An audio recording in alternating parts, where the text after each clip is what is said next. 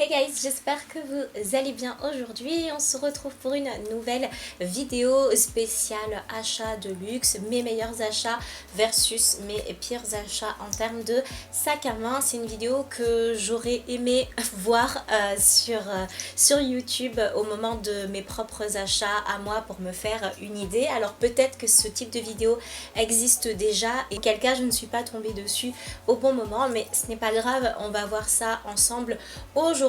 Donc quels sont les meilleurs achats luxe que j'ai fait et que je ne regrette pas versus les achats que je regrette, mais je vais vous expliquer pourquoi, parce que ça va dépendre forcément de votre quotidien et de votre façon de vivre. On va commencer donc par les meilleurs achats, on va commencer par les bonnes nouvelles. J'ai 4 meilleurs achats à vous proposer et 3 achats que je regrette plus ou moins. C'est parti. Il est bien évident que dans mes premiers achats que je ne regrette pas du tout et dont je suis très contente, il s'agit du sac Tess de chez Chloé que j'aime beaucoup. On peut le porter en version sac à main, on peut le porter en bandoulière, la couleur est superbe, la contenance est folle. Je vais pas passer énormément de temps dessus, je vous mets le lien vers la vidéo où j'en parle de façon assez précise. Il est magnifique, c'est un véritable bijou, je n'ai que des compliments à chaque fois que je le porte. Vraiment c'est une petite pépite en termes de design comme en termes de cuir que je porte très souvent et qui n'a aucune trace et voilà, le fait d'avoir les deux versions comme ça à porter comme on le souhaite, c'est vraiment un investissement que je ne regrette absolument pas et que j'aime beaucoup. Deuxième sac que je ne regrette pas du tout d'avoir acheté, il s'agit du sac Sukei de chez Gucci que j'aime énormément, tout simplement parce qu'on peut mettre énormément de choses à l'intérieur. Et c'est un sac que vous ne me voyez pas beaucoup porter sur les réseaux ou même sur YouTube parce que c'est un sac de week-end. Il est tellement grand que lorsque je pars 2-3 jours quelque part, c'est le sac que je prends en complément de ma valise. Donc en général, mon copain et moi, on met nos affaires dans une valise cabine et moi je mets tout ce qui est fer à lisser, trousse à maquillage et à soins à l'intérieur. Je mets également la nourriture, si je sais pas, on prend le train très tôt le matin pour un petit déjeuner, etc., je le mets à l'intérieur. Pareil si on prend le train très tard, le repas du soir. Enfin vraiment c'est un sac qui a une contenance folle, que j'avais acheté de seconde main et qui se revend vraiment pas cher du tout sur Vestiaire Collective notamment. Je crois que je l'avais eu pour 200 € et la contenance, regardez, elle est vraiment énorme. Alors évidemment ça ne se ferme que par un petit bouton pression, c'est la raison pour laquelle je ne mets pas de choses précieuses à l'intérieur, je mets pas mon ordinateur ou ce genre de choses, mais vraiment pour le week-end en complément de votre valise, c'est vraiment parfait et moi j'adore ce sac. La couleur elle est très simple à porter, vous en avez avec le contour rose, bleu, etc., mais celui-là c'est parfait. Sac numéro 3, il s'agit de ce trio de pochettes de chez Céline que m'a offert l'amoureux comme ça. Voilà, il avait décidé de me faire plaisir et il me l'a prise. J'ai été très contente parce que vraiment il se revend à tout petit prix.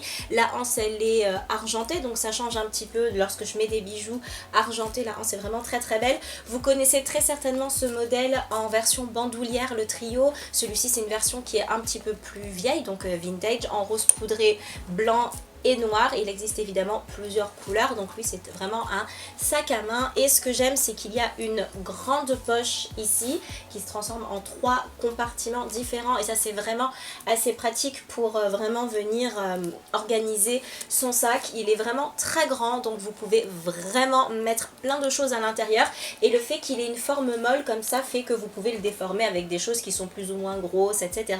Donc ça c'est vraiment très bien et je n'ai rien à dire sur ce sac. Le cuir est parfait, de très bonne qualité, il se nettoie très facilement, enfin vraiment c'est parfait. C'est le sac que je portais au mariage de ma petite sœur, donc voilà, comme le thème c'était rose poudré pour les demoiselles d'honneur, etc. Ben voilà, il était juste parfait et la contenance est vraiment bien. Sachez que moi je suis toute petite, mais aucun problème pour avoir un sac aussi large, donc vraiment celui-ci je vous le conseille si vous arrivez à tomber dessus de seconde main. Et enfin, dernier sac, mais je ne vais pas revenir dessus pendant très longtemps étant donné que je vous ai déjà fait une vidéo à son sujet. Je vous la remets juste au-dessus dans le petit i. Il s'agit du Wallet on Chain de chez Chanel avec une petite anse, donc vraiment version sac à main, mais assez longue pour le mettre en bandoulière sous un manteau si vous prenez les transports par exemple et que vous ne vous sentez pas rassuré. Le petit logo, vraiment c'est la petite pochette, évidemment vous ne mettez pas un gros porte-monnaie à l'intérieur et vous avez l'intérieur également. Il n'est pas très grand, mais c'est vraiment la petite pochette parfaite pour le soir, ou toute petite pochette si comme moi vous êtes toute petite également et que les jumbo de chez Chanel vous font extrêmement peur, d'autant plus que le Wallet on Chain se vend quand même moins cher que le 2,55 ou que le Timeless, que le Boy, etc. du fait qu'il soit petit, donc du coup je trouve qu'en premier investissement c'est une très bonne idée. Et pour terminer, 3 sacs que je regrette d'avoir acheté. Le premier sac c'est celui-ci, c'est le Bike de chez Kenzo. Alors déjà je vais vous montrer le petit bouton, si vous arrivez à bien le voir, il est complètement déteint sur les contours.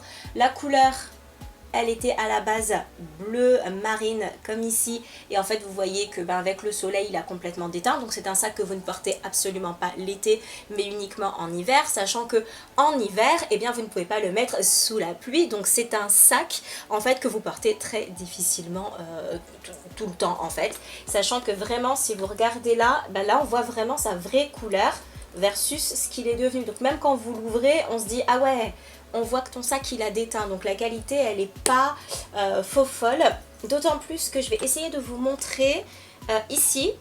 Vous voyez, il s'est défait et le petit clou qu'il y a derrière en fait est dans la couture, donc je ne sais même pas comment c'est possible que ce soit défait comme ça, donc il faut que j'aille le faire refaire. C'est dommage parce que la forme était mignonne, peut-être qu'il faut le prendre en cuir tout simplement parce que ma mère elle l'a en cuir blanc et il n'a pas bougé, mais oubliez vraiment le daim, la suédine, etc. pour tous ces sacs là. J'aimais bien le fait que le Kenzo soit assez discret ici, il avait vraiment une super jolie forme, mais pour moi non, enfin un sac qui déteint autant c'est juste pas possible, donc achetez-le en cuir. Second sac, c'est celui-ci, je le voulais, je l'avais attendu, je l'aimais tellement et en fait il est rikiki. Il s'agit du Faye de chez Chloé, le small, le tout petit. Alors déjà, vous voyez la trace qu'il y a ici, c'est mon fond de teint, tout simplement. Quand tu as les doigts pas propres et que tu viens ouvrir ton sac et le fermer. Comme je vous ai dit, il est minuscule, vous ne mettez rien à l'intérieur.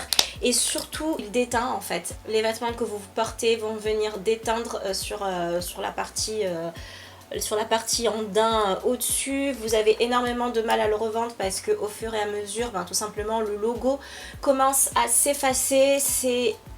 Il est beau, c'est dommage, il est beau, il a une belle allure, etc. Mais cette partie-là qui prend toutes les traces de doigts ou cette partie-là qui prend tous les vêtements et qui déteigne, c'est vraiment pas un bon deal. Ce que je vous conseille, c'est de le prendre en noir. Déjà, en noir, en foncé pour être sûr qu'il ne déteigne pas, et la taille juste au-dessus. Dernier sac, là vous allez vous dire, mais what? Tu adores ce sac? Oui, j'adore ce sac, je le trouve beau, je le trouve vraiment beau, c'est le luggage de chez Céline, mais par contre, un truc, il a une très grande capacité, le cuir est magnifique, etc.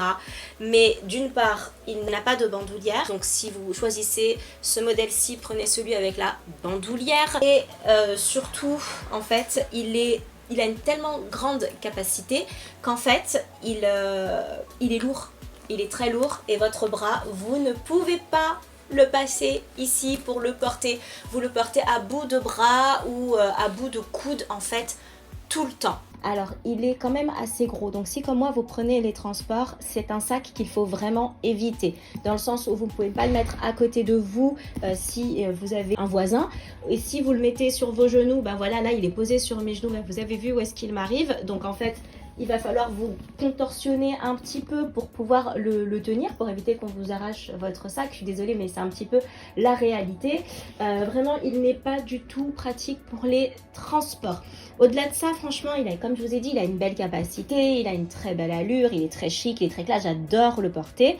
Mais lorsque je sais en fait que je vais aller faire du shopping pas loin de chez moi, etc. Pas quand je dois prendre les transports parce que c'est une calamité à transporter. Il n'est pas tant pratique. Essayez de prendre plutôt la taille en dessous avec la bandoulière. Moi, c'est vraiment quelque chose que je vous conseille plus. Et bien voilà, cette vidéo est désormais terminée. J'espère qu'elle vous a plu. J'espère que vous avez pu apprendre des choses et que ça a pu vous aider dans vos achats luxe ou dans vos futurs achats.